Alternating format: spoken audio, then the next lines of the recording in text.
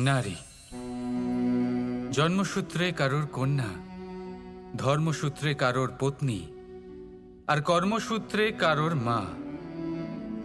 আমাদের মনে এই ছবি আঁকা রয়েছে একজন নারীকে নিয়ে, তাই না? একটা অতুলনীয় ভূমিকা রয়েছে নারীদের আমাদের জীবনে, আর নারী ছাড়া আমরা কিছুই নই। কিন্তু অধিকার, সেখানে আমরা একটা ভুল করে বসি। যখন নারী একজন কন্যা থাকে, যখন সে জন্ম নেয়, তখন তার ওপর অধিকার থাকে তার পিতার। আর তারপর যখন বিয়ে হয়ে যায়, তখন তার অস্তিত্বের ওপর অধিকার থাকে তার স্বামীর। আর যখন তিনি মা হন, তখন নিজেই তিনি জীবনের সমস্ত অধিকার দিয়ে দেন তার সন্তানকে।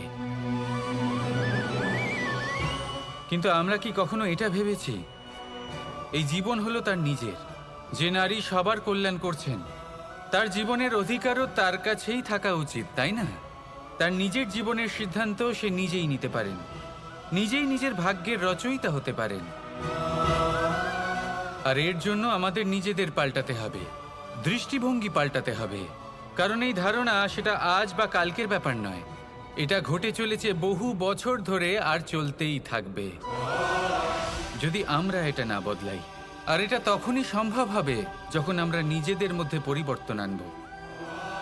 তাই আজকের পর থেকে, এই মুহূর্ত থেকে, কোনো নারীর ওপর অকারণ অধিকার স্থাপনের আগে সহস্রবার ভেবে দেখবেন। কারণ যখন নারী নিজের অধিকার কেড়ে নিতে বাধ্য হবেন, তখন শুধু এবং শুধুমাত্র বিনাশই ঘটবে। রাধা রাধা।